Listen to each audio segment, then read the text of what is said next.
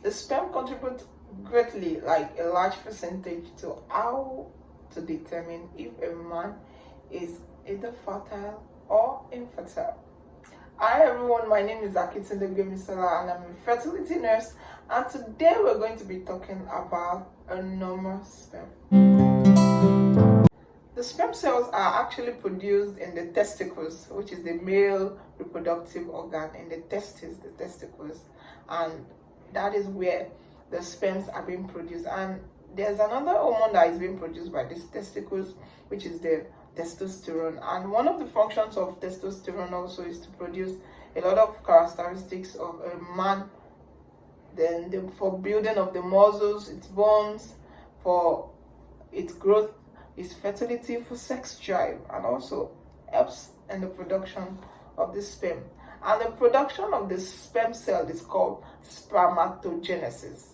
For creating a new sperm cell, it is called spermatogenesis. And it is known that the sperm cell is being produced varies from person to person, like its production. So it takes 74 days for new sperm cells to be produced. 74 days for it to be produced. And because it takes 74 days, it actually varies, because the way some are light, are dark, the way some people, their growth is retarded, is the same way it happens to the sperm also, because from person A to person B, it can actually vary. Some can take 70 days, some can take 65, some can take even 80 days for the new sperm cells to produce. How viable is the sperm cell? So research has actually shown that per ejaculate in the man, we can actually see 73 million sperm cell in a milliliter of ejaculate. 73 million, approximately 73 million. So the sperm cell that is being released into the vagina of the woman can actually take around 5 days, according to research. Can actually take around 5 days to live.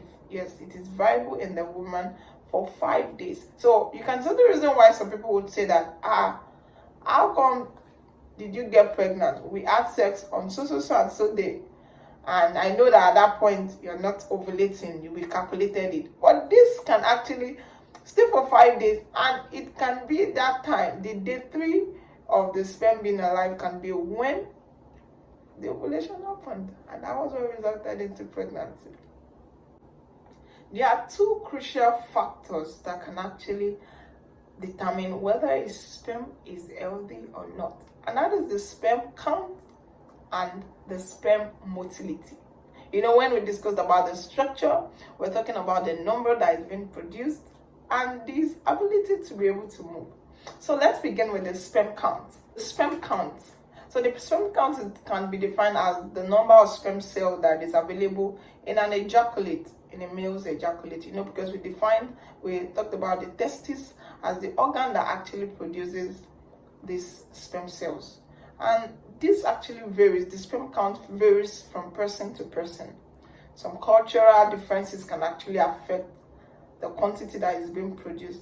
But some questions begin to pop up, like, can the number or can the size of a testicle, like the size of the testis, determine whether this man would produce enough or sperm cell or not? Apparently it does not. As long as you have the testis, that is what matters. As long as you have the testis, it produces without if there's no medical issue with the testis, it is irrespective of the size, whether small, very big, very large, it can actually produce the sperm cell. Then to the sperm motility. If this video has added some values to you since we started, please do like, share, and subscribe. Sperm motility, when we talk about motility, it means movement. So it is a crucial part of fertilization for the sperm to be able to move. The egg does not have the ability to be able to move because it does not have those cells or components that can enable it to move. So it is up to the sperm to be able to move at a very great speed to be able to fertilize the egg. And another thing we want to talk about is, does age have anything to do with the sperm quality and its motility. Does age affect it? If you would like to know more about that, please drop the question in the comment section. So sperm motility is actually very, very important for the sperm to be able to fertilize the egg. Very important. And that is where we'll talk about the sperm test, the semen analysis, like a test that can help you to determine anything. Also, if you want to learn more, please drop it in the comment section. Thank you for watching.